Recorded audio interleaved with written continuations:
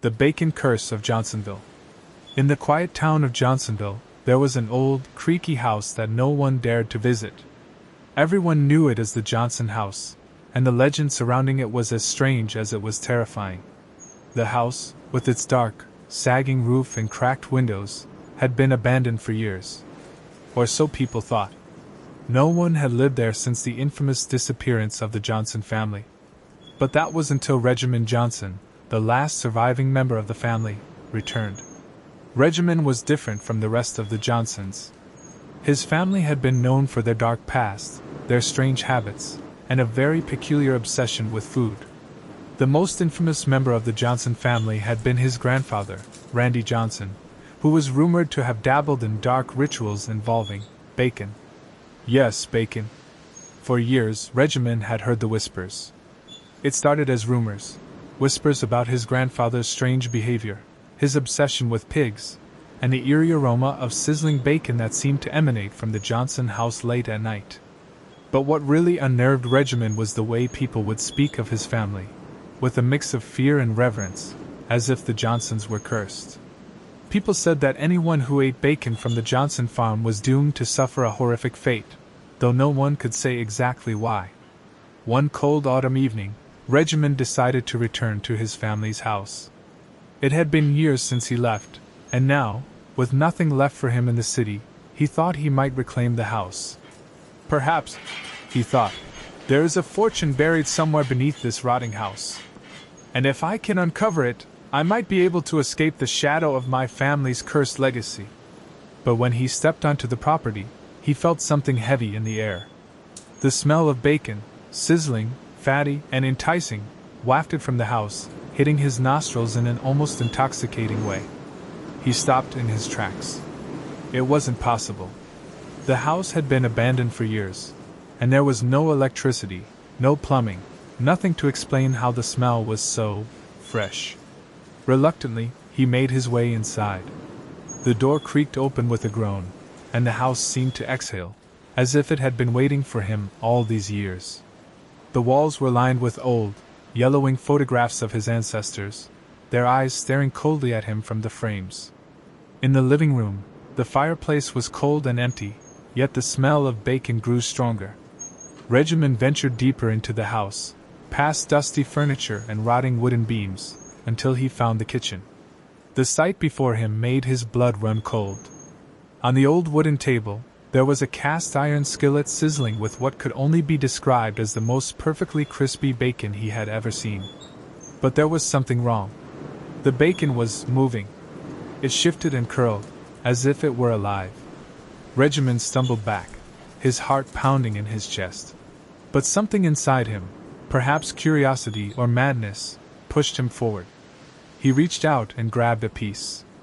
The moment the bacon touched his lips, his mind was flooded with memories. Not his own memories, but the memories of the generations of Johnsons before him.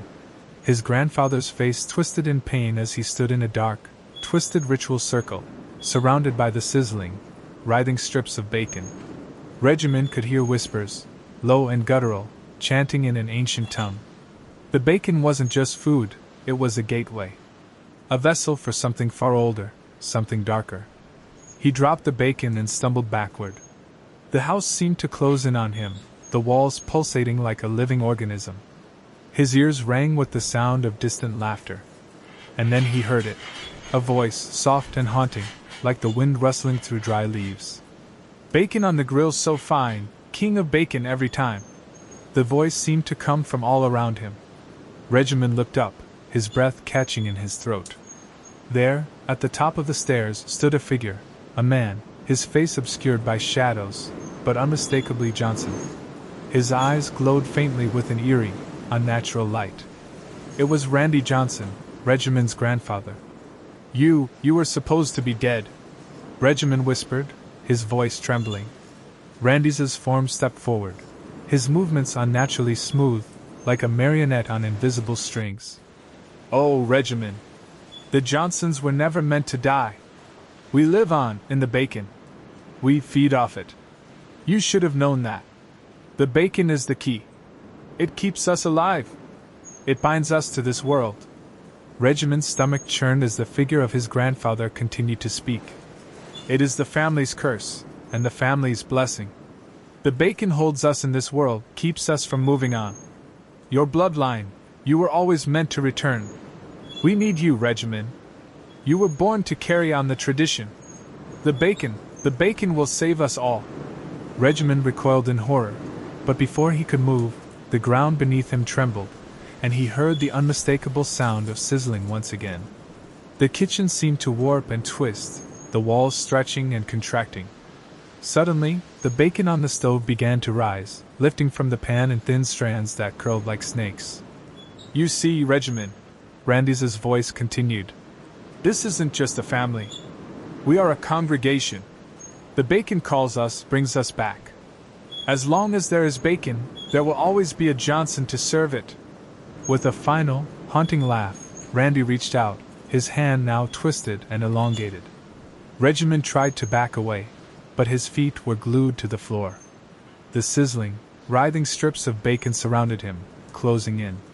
He could feel the heat, the grease, seeping into his skin. His mind screamed for him to run, to escape, but it was too late. And then, with a sickening crack, Regiment's body froze, his eyes wide in horror as his skin began to crisp and crackle. The bacon had done its work. The curse had claimed him, just as it had claimed every other Johnson before him. The house of the Johnsons was silent once more, save for the faint sound of sizzling bacon.